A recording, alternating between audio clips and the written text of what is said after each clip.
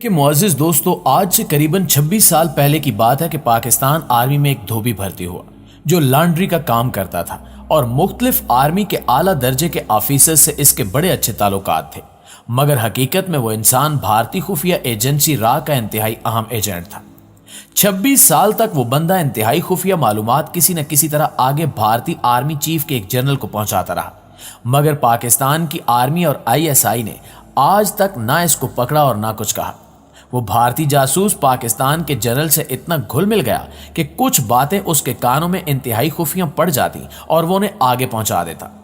بھارت میں اپنی فوج کے اعلیٰ عہدوں پر بیٹھے 3-4 لوگوں کے گروپس میں اس کے خاص تعلقات تھے۔ 26 سال تک وہ یہی سب کچھ کرتا رہا۔ پاکستان میں اس نے شادی کی اور اس کے بچے بھی یہیں پیدا ہوئے، لیکن وہ بھارتی جاسوس جس آرمی آفیسر اور جنرل کو آگے انفارمیشن دیتا رہا، وہ لوگ بذات خود ISI کے ایجنٹ تھے جو بھارتی آرمی میں کرنل، جنرل اور میجر کے عہدوں پر فائز تھے۔ جب پہلی دفعہ دھوبی نے انفارمیشن دی تو بھارت کی فوج میں ISI کے ایجنٹ جو بڑے عہدوں پر فائز تھے، انہوں نے پاکستان میں اعلیٰ عہدوں پر فائز لوگوں کو خبر دے ڈالی، مگر ساتھ ہی یہ بھی کہا کہ جب تک یہ بندہ ڈیوٹی پر ہے اس کو ظاہر نہ ہونے دیا جائے کہ اس کا راز کھل چکا ہے، اور اسی طرح را کے منصوبے ہمیں پتہ چل سکتے ہیں۔ اس طرح وہ جو انفارمیشن دیتا ISI کے ایجنٹ اس کو تبدیل کر کے آگے بھارتی آرمی کو دے دیتے اور انہیں اپنے فائدے کے لیے استعمال کرتے۔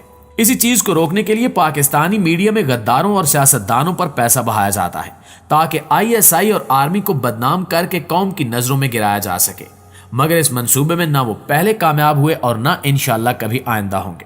پیارے ساتھیوں، سید احمد ارشاد ترمذی جن کا تعلق ISI سے تھا، وہ اپنی ایک تحریر میں لکھتے ہیں کہ وفاقی دارالحکومت اسلام آباد میں کئی ممالک کے سفارت خانے موجود ہیں اور دنیا کے متعدد سفارت خانوں میں اپنے عملے کے بچوں کو ابتدائی تعلیم و تربیت کی غرض سے امبیسی اسکول بھی کھول رکھے ہیں، لیکن حقیقت یہ ہے کہ ان اسکولوں میں محض درس و تدریس کا کام ہی نہیں ہوتا، بلکہ ان اسکولوں کے عملے کے کئی ارکان کو تعلیمی سرگرمیوں کی آڑ میں جاسوسی کے کام پر بھی مامور کیا جاتا ہے۔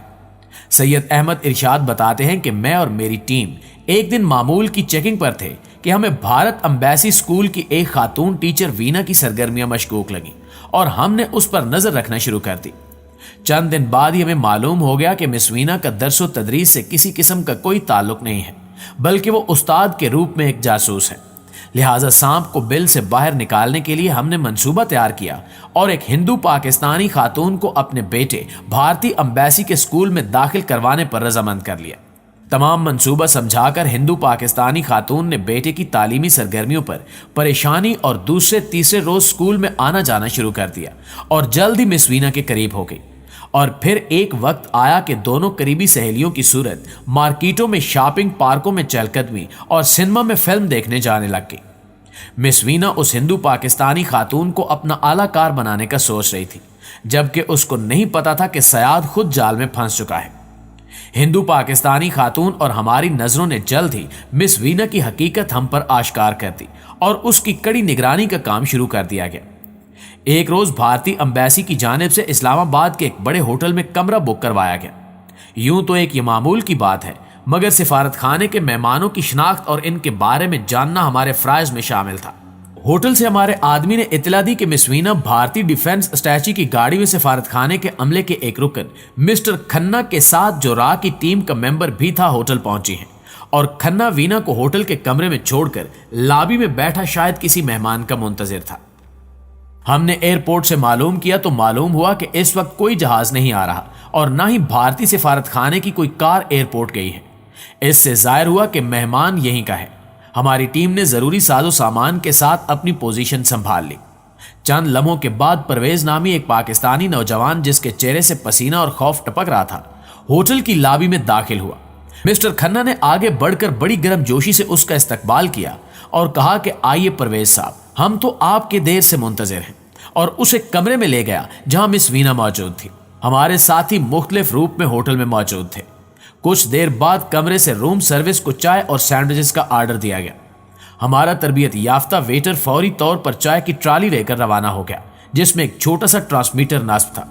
واپسی پر ویٹر نے بتایا کہ وینا اپنے مہمان پر اپنا سب کچھ نثار کرنے کے لیے بے چین ہے، مگر اس کا مہمان سہما ہوا اور شرمیلا سا ہے، جبکہ مسٹر کھنہ دلالوں کا روایتی کردار ادا کر رہا ہے اور اس کوشش میں ہے کہ مس وینا اپنے مہمان کے تمام حواس پر قبضہ کر لے۔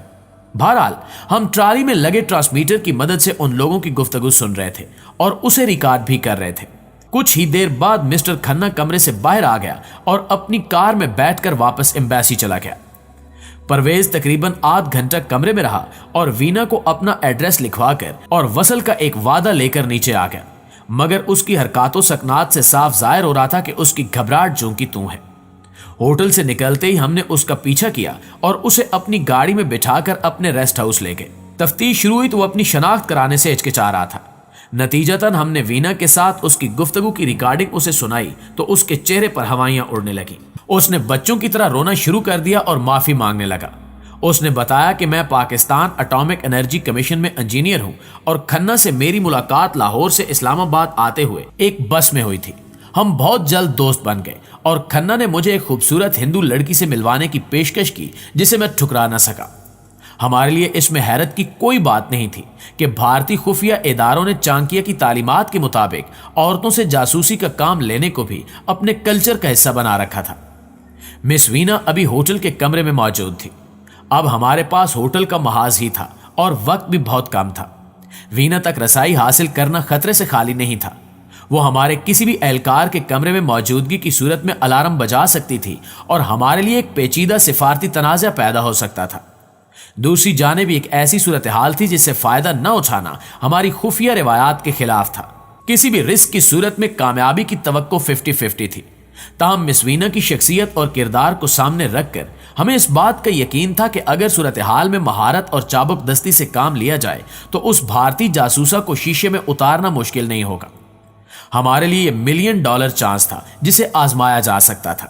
ہم نے لمحوں میں حتمی فیصلہ کیا اور کچھ ہی دیر میں منصوبے کے مطابق کیس آفیسر ہوٹل کے سیکیورٹی ایگزیکٹو کے روپ میں کمرے میں داخل ہوا، اپنا تعارف کروایا اور ہوٹل کی سروس کے بارے میں معمول کی گفتگو کرنے لگا۔ وینا کو ذرا برابر شک نہ ہوا، اس کے لیے سب کچھ معمول کی بات تھی۔ وہ انتہائی مطمئن اور خوشگوار موڈ میں تھی۔ ہمارے افسر نے بات کو آگے بڑھاتے ہوئے بھارتی ساڑیوں اور فلموں کے بارے میں گفتگو شروع کر دی۔ وینا نے اس گفتگو میں دلچسپی لینی شروع کی اور ہمارے آفیسر کو بیٹھنے کے لیے کہا۔ ویٹر ٹرالی لے کر چلا گیا اور گفتگو کا موضوع ذاتی معلومات تک آ گیا۔ ہمارا وار کارگر ثابت ہوا۔ وینا جلدی ہمارے کیس آفیسر کو تم کہنے کی حد تک آ گئی۔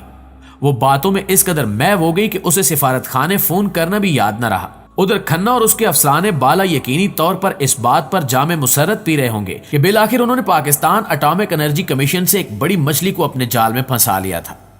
آہستہ آہستہ ہمارے آفیسر کا لہجہ تبدیل ہو گیا اور اس کی گفتگو معنی خیز ہوتی گئی۔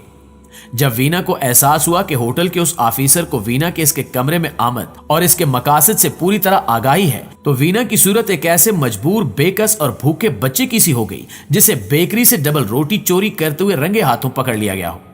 اس کی آنکھیں بھر آئیں اور اس کی آواز کسی گہرے کنویں سے آتی ہوئی محسوس ہونے لگی۔ وینا نے اپنی داستان حیات سنانا شروع کر دی۔ اس نے بتایا کہ میں اپنے والدین کی اکلوتی اولاد ہوں۔ میرے والدین نے میری پرورش انتہائی غربت کے باوجود بڑے ناز و نام سے کی ہے۔ میں نے 2 ہی سال پہلے گریجویشن کی ہے۔ میرا خیال تھا کہ تعلیم مکمل کرنے کے بعد ٹیچر بنوں گی، مگر کوشش کے باوجود مجھے نوکری نہ مل سکی۔ پھر ایک روز میری ایک دوست کے خاوند نے مجھے اپنے ایک دوست سے یہ کہہ کر متعارف کروایا کہ ایک اعلیٰ سرکاری افسر ہے اور تمہارے لیے ملازمت کا بندوبست کر سکتا ہے۔ بعد میں مجھے علم ہوا کہ ان کا تعلق بھارتی انٹیلیجنس ایجنسی سے ہے۔ انہوں نے میرا سرسی سے انٹرویو لیا اور مجھے بتایا کہ تمہارے لیے نوکری کا انتظام ہو سکتا ہے، مگر یہ نوکری بھارت میں نہیں پاکستان میں امبیسی اسکول میں ہوگی۔ میں تیار ہو گئی۔ مجھے راہ کے ایک ٹریننگ اسکول میں بھیج دیا گیا جہاں اسلحہ چلانے کے علاوہ اخلاق باختہ فلموں کے ذریعے مردوں کو قابو کرنے کے طریقے سکھائے گئے۔ ہمارے انسٹرکٹر ہماری عزتوں سے کھیلتے اور یہ سلسلہ ہر روز رات کو شروع کر دیا جاتا، جس پر میں نے اعتراض بھی کیا، مگر کہا گیا کہ یہ تربیت کا اہم حصہ ہے۔ ان کا کہنا تھا کہ تمہارے لیے تربیت انتہائی ضروری ہے اور تمہیں ملک اور قوم کے عظیم تر مفاد کے لیے سب کچھ قربان کرنے کے لیے ہم وقت تیار رہنا چاہیے۔ سید احمد ارشاد بتاتے ہیں کہ وینا کی کہانی سن کر دکھ ہوا۔ ہم نے بڑی مہارت سے وینا کی ٹوٹی پھوٹی شخصیت کو بحال کیا اور اسے وہ تمام عزت اور غیرت مہیا کی جو وہ کھو چکی تھی۔ وینا نے جب ہمارے حسن سلوک کا اپنے ہندو آقاؤں کے کردار سے موازنہ کیا تو اس کے لیے یہ نہ رہا کہ اسے اپنے نام نہاد وطن پرست دوستوں کی بجائے اپنے دشمنوں کا ساتھ دینا چاہیے۔ اس لیے وہ ہمارے ڈبل ایجنٹ کے طور پر کام کرنے کے لیے تیار ہو گئی۔ وینا ہمیں بھارتی سفارت خانے میں ہونے والی خفیہ ملاقاتوں کے بارے میں اپ ڈیٹ کرتی رہی۔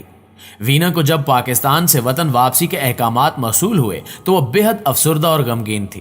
وہ ہمیشہ کے لیے پاکستان میں رہنے، یہاں شادی کرنے اور اسلام قبول کرنے کو تیار تھی، مگر ہم اس کے لیے کوئی مناسب شوہر تلاش نہ کر سکے، اور پھر وہ دل پر پتھر رکھ کر پاکستان سے روانہ ہو گئی۔